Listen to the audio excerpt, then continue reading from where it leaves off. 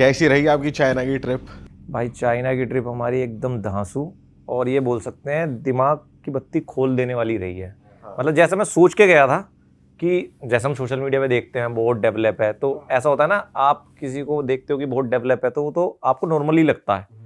एक इंसिडेंट बताता हूँ मैं कि देखो, अगर जापान नहीं गया होता उससे पहले तो शायद बहुत वाव लगता, बट आप जापान में टेक्नोलॉजी देख चुके हो तो आपको तो ऐसा लगता है कि एयरपोर्ट से उतरोगे तो रोबोट ही उठा कर ले जाएंगे। बट ऐसा नहीं होता। वहाँ पर बहुत शॉकिंग चीज़ें देखी है मैंने, जो मतलब मैंने उम्मीद नहीं की थी। तो वो डेवलप्ड भी है और बहुत अंडर डेवलप्ड भी है, बहुत डिसिप्लिन्ड भी है, बहुत बदतमीज भी है, अच्छा, बहुत सेफ भी है और बहुत अनसेफ भी है। हर चीज के दो पहलू आपको दिख के दो पहलू मैंने वहाँ पर देख लिए। तो वो आज हम तो भाई जो कॉमनली हमने सुना है, देखा है, बिल्डिंग्स, इंफ्रास्ट्रक्चर, टेक्नोलॉजी, सीसीटीवी है कदम कदम पे, ये सब तो हो गई नॉर्मल बात, ठीक है। ये सब हो गई डेवलपमेंट की बात। तो शुरुआती जरा अंडर डेवलप्ड चीजों से करते हैं कि हमसे वो कहाँ सिमिलर है या है ही नहीं कुछ या उनका मिनिमम भी हमसे बहुत ही ऊपर है ना। भाई है। हाँ, तो हमसे क्या सिमिलर है ये बताओ। पहली चीज ही बता देता हूँ एकदम देसी। वहाँ के इंटरनेशनल एयरपोर्टों पे भी आप देसी संडास देखोगे। अच्छा, वो भी मैक्सिमम इंडियन संडास।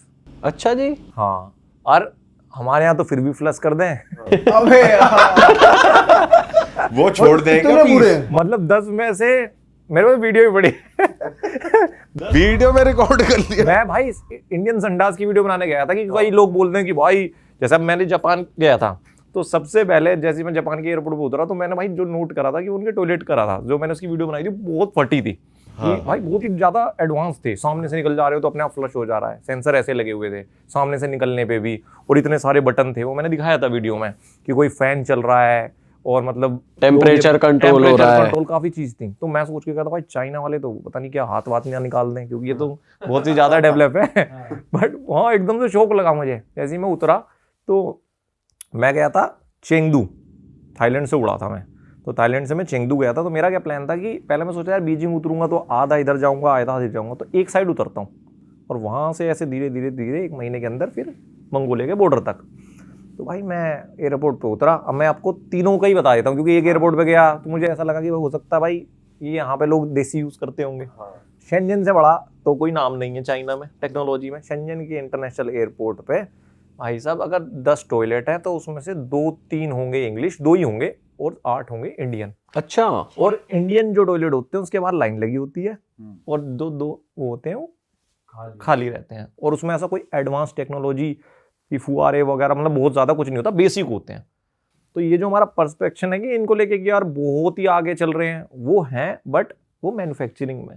अच्छा। उनकी पर्सनल लाइफ बहुत देसी है, बहुत ओवर देसी है। मतलब लड़की आप देखोगे कि बहुत ही ज़्यादा वेल ड्रेस्ड है, आपको ऐसा लगेगा एकदम हाई क्लास है, वो एकदम फ़ोन चलाते चलाते नीचे बैठ जाएगी, जैसे वो नहीं बैठ जाते हैं देसी पोर्टी स्टाइल में। हाँ, उसमें कोई गलत नहीं है, वो उनका अपना, बट बहुत अलग है जो हम देखते हैं, उकड़ू पोजीशन। और जो अंकल होते हैं वो चलते हुए टी शर्ट उठा लेते हैं तो उन सबके पेट दिखते रहते हैं, वो यहाँ ऐसे घुमा लेंगे। ऐसा क्यों करते हैं? भैया उनको स्टाइल है नेशनल। अच्छा। पता नहीं क्या है, मतलब खड़ा रहेगा आदमी, पेट निकाल के ऐसा खड़ा है वो, चाहे मोल हो। तो ये चीजें देख लो कि हम सोचते हैं कि बहुत ज्यादा अलग होंगे। दोस्तों, इससे पहले हम पॉडकास्ट को आगे बढ़ाएं, मुझे आपसे कुछ बात करनी थी। जैसा कि आपको पता है हमें वीडियोस बनाते हुए 10 साल हो गए हैं और इन 10 सालों में हमने YouTube, इंस्टा और फेसबुक पे काफ़ी सारी ऑडियंस गेन करी है। बहुत सारे लोग हमसे पूछते हैं कि अब कंटेंट क्रिएशन बहुत चैलेंजिंग हो गई है, बहुत ट्रिकी हो गई है, बहुत सारे क्रिएटर्स आ गए हैं, तो अब अगर हम शुरू करें तो हम सोशल मीडिया पे कैसे ग्रो कर सकते हैं। तो हम पर्सनली तो सबको गाइड नहीं कर पा रहे थे, लेकिन हमारा बहुत मन था कि हम दिल से सबकी हेल्प करें सोशल मीडिया पे ग्रो करने में। हमने जो इन 10 साल की जर्नी में सीखा वो सब आपको बता पाएँ, तो उसी के लिए हमने एक छोटा सा कोर्स बनाया है जिसमें हमने अपनी इन 10 साल की जर्नी में जो चीज़ें सीखी और जिन चीज़ों को क्रैक करके फॉलोअर्स गेन करे, सोशल मीडिया पे बने रहे, सस्टेनेबल रहे, ग्रो करा, वो सारी टिप्स और ट्रिक्स हमने उस कोर्स में दिए हैं। आई एम श्योर आप अगर उस कोर्स को देखोगे तो आपकी भी बहुत ज़्यादा हेल्प हो जाएगी। तो आपकी फील्ड कोई भी हो, कंटेंट क्रिएशन आज के टाइम पे एक नीड बन चुकी है अपने बिजनेस को ग्रो करने में, या फिर आपका कोई भी काम हो अगर वो ऑनलाइन नहीं है तो वो सक्सेसफुल नहीं हो पाएगा आने वाले टाइम में। तो ये कोर्स आपकी मदद करेगा सोशल मीडिया पे आपके हैंडल को ग्रो करने में। तो हमारी वेबसाइट का जो लिंक है वो डिस्क्रिप्शन में भी मौजूद है, यहाँ पर भी लिखा आ रहा है, आप जाइए एक बार जाकर उस कोर्स को एक्सेस कीजिए और अपनी कंटेंट क्रिएशन की जर्नी को शुरू कीजिए। चलो अब बातों को आगे बढ़ाते हैं। और हमने उनका नेचर भी सुना है भाई कि फॉरेनर्स को देख के बहुत खुश हो जाते हैं, फ़ोटो वोटो लेते हैं और बात करने में हेल्पफुल बहुत होते हैं। तो आपको ऐसा फील हुआ? नेचर वाइज कैसे इंटरेक्शन हुई? भाई मुझे ऐसा लगता है कि अगर मैं जैसे कुछ पॉडकास्ट देखे इंडिया में, अगर मैं उन पॉडकास्टों को देख के और वैसी इमेज लेके जाता ना तो मैं शायद बेहोश हो जाता। मुझे समझ नहीं आता कि मैं चाइना आ गया कि उगांडा आ गया।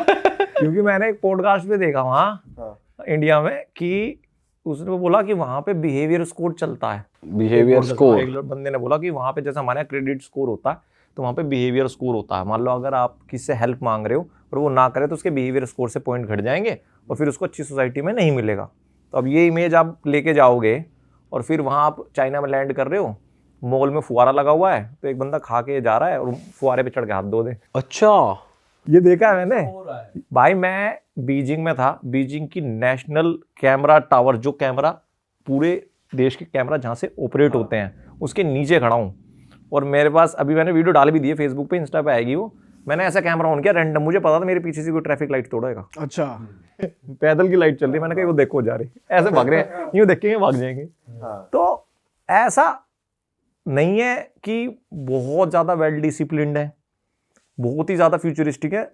वो बहुत अच्छे धंधा वाले हैं, धंधा करना जानते हैं, वो प्रोडक्ट स्केल जानते हैं, वो इंफ्रा वाकई में बहुत सॉलिड है।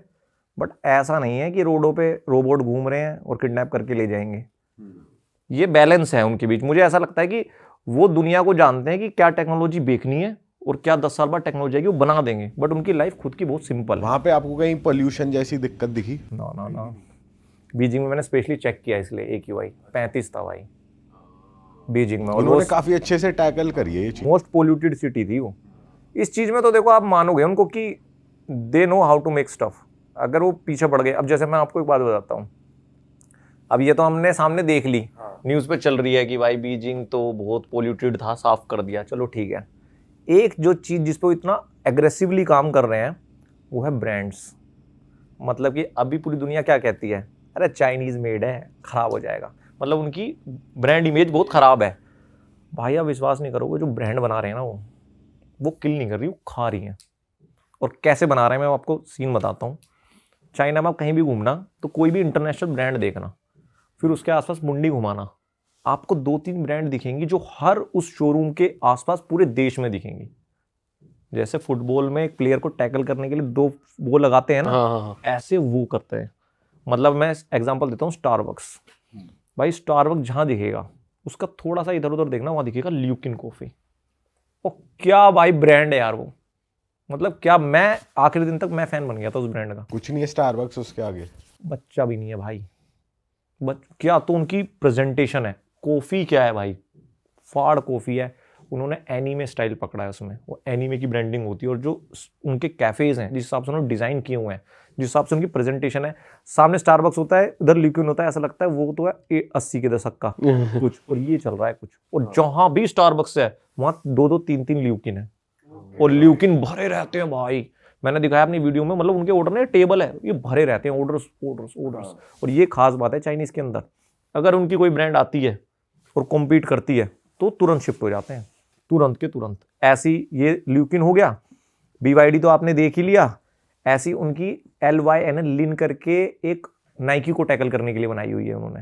भाई शोरूम्स ऐसे बनाए ना, डीकैथलॉन है तो डीकैथलॉन के बराबर में, उसका नाम भूल रहा हूँ, ऐसा शोरूम बनाया हुआ था। जैसे डीकैथलॉन में माउंटेन के कपड़े मिलते हैं, वो पूरा शोरूम ही माउंटेन के डिज़ाइन में था। ओके। पूरी बिल्डिंग ही, तो उस पर बंदा चढ़ के जा रहा है और कोई बंदा लटक रहा है।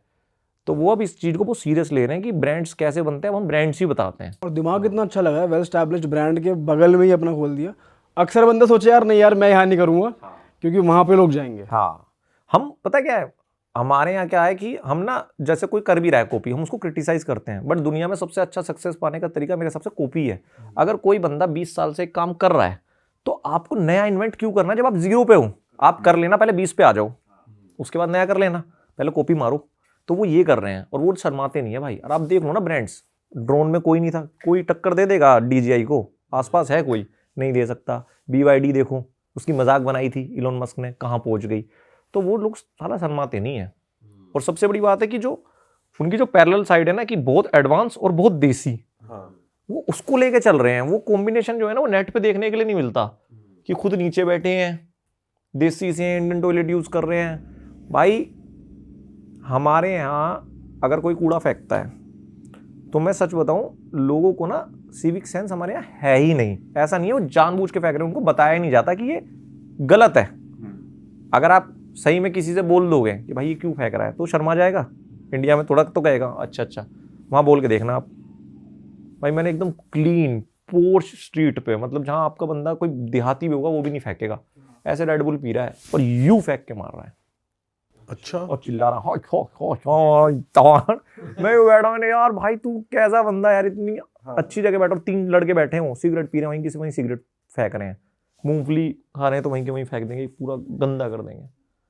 तो उनका ना बहुत अलग साइड है, शहर इतने साफ। बट उन्हें ये पता है ना कि कोई ना कोई आके ले जाएगा तुरंत। मैं वही बोल रहा हूँ कि चाइना जाने से पहले मैं सोचता था कि गवर्नमेंट ही सब कुछ नहीं कर सकती, बट वहां जाके मेरा माइंड चेंज हो गया कि अगर चाहे तो बहुत कुछ कर सकती है भाई। वो लोग जंगली हैं भाई, अगर पब्लिक छोड़ दिया जाए उनको।